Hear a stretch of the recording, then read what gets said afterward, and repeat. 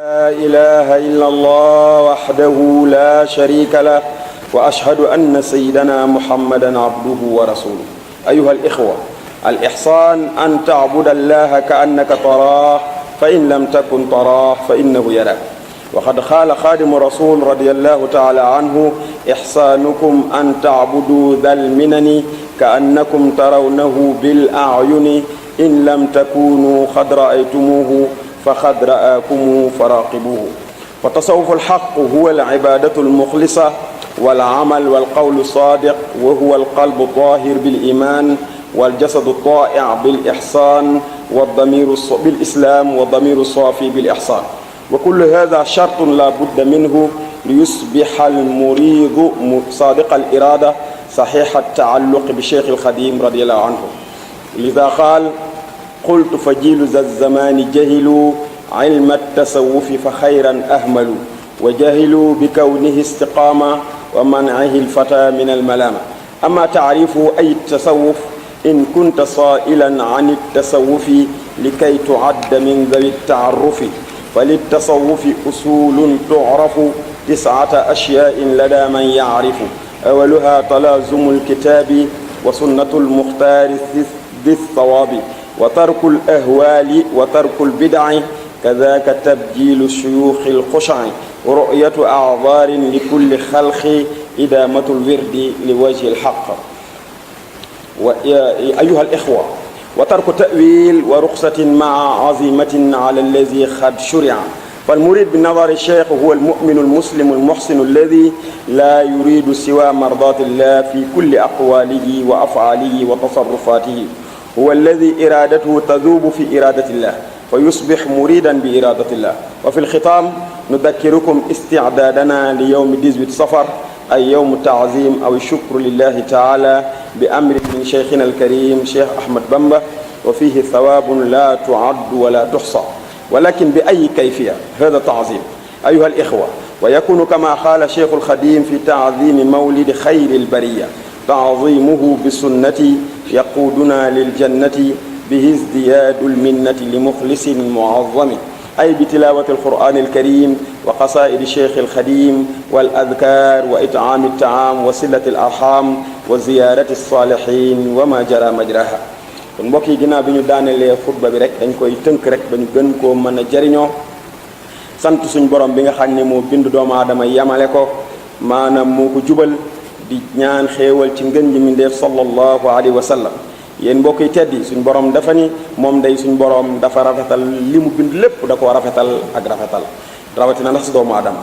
yéen doomu aadama yi, suñ borom nee na taggal ma ñi nga xam ne dañuy dépenser seen alal ci bu jamono yombee ak bu jamono jafee, waaye teyit bu ñu meree du ñu feeñal seen mer, dana nëbb seen mer, teyit ku leen tooñ ñu jéggal ko, ndax yàlla bëgg na way rafetal yi. foofu nag la ñuy gisa ni ndekete diin al islaam yàlla da ko séddale ci ñetti pàcc, mooy gëm yàlla waaye ak di jëfe li la yàlla sant, waaye di ko jëf te yàlla tax, mu di ihsaan.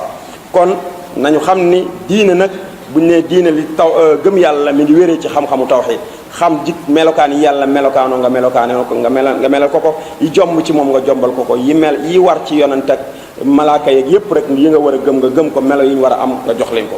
ba ca tegu mooy lislaam, mooy yi la yàlla sant nga di ko jëfe, yim la tere nga di ko bàyyi, nga xamante ni moom it mi ngi wéree ci xam-xamu fiqh. waaye bi nga xam ne nag moo di ihsaan, moom mi ngi wéree nga xam ni moom mi ngi wéree maanaam ci li ñu tuddee xam-xam bu ñu tuddee ak tasawuf, ci la rafetal di wéree.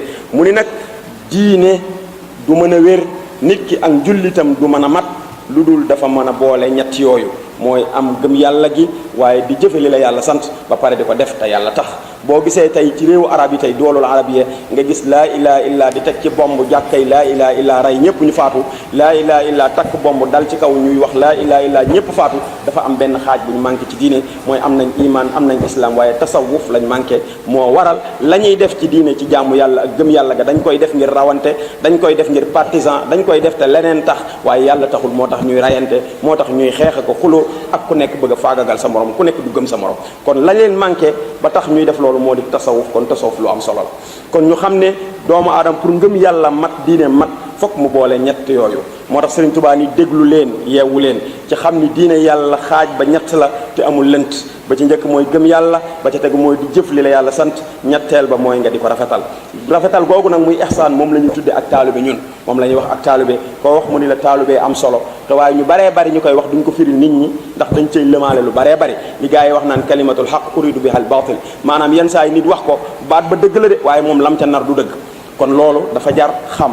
moo tax sëñ bi Touba ba maam Cerno dajalee frais yi di leen jàngal tasawuf mu bindal ko lu tolloog ñetti bayit ni ko maam Cerno Ibra Faati na nga xam ne tasawuf de du colu yére, du newul ci yére, du façon yére ya ngay sol. nee na tasawuf newul foofu de. nee na tam du ngay xaacoo ko jooy bu fekkee ni ña ngay jàng wala ña ngay woy wala ña ngay zikar ngay xaacoo ko jooy. nee na tasawuf newul foofu de. kon ak taalube newul foofu de. nee na du ay yuuxu tam, yuuxu xaacu jërëjëfe diw yuuxu xaacu nee na newul foofu de. nee na du am pecc tam, nee na du pecc de. nee na tasawuf tam du daje di pecce ka yaggaayu ñuy jàng ngay daje ka yaggaayu jàpp ni yow yaa gëm wala yaa gën a nekk ci yoon. nee na tasawuf newul foofu de. nee na du tam ngay baji kon mbëkk ngoog mbëkk miir baax xotti sa bàyyi laa tak lu ne nga def ko ngir ne da ngaa daanu tamit. nee na newul foofu de. nee na ndax loolu yëpp boo koy def da ngay mel ni ku manqué.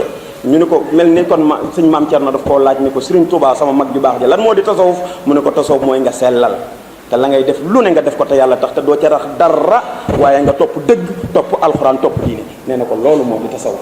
moo tax kon ñu xam ni yéen mbokk yi jaamu yàlla googu nga xam ne maanaam day mat ci ñett yooyu muy ba ko ñetteel ba muy ihsaan boobu di tasawuf di ak taalube mooy da ngay jaamu yàlla ba mel ni yaa ngi jàkkaarloog suñ borom bi. ndax suñ borom moom boo jàkkaarloowul ak moom it na nga xam ne moom mi ngi lay gis foo toll mi ngi lay gis. moo tax Sëriñ Tuubaa ni jaamu yàlla rafetal dëgg tasawuf dëgg koo gis mu ni damay dund ak taalube dëgg moo di nga jaamu yàlla ba mel ni yaa ngi jàkkaarloog yàlla. ab taalube lu muy def da koy def mel ni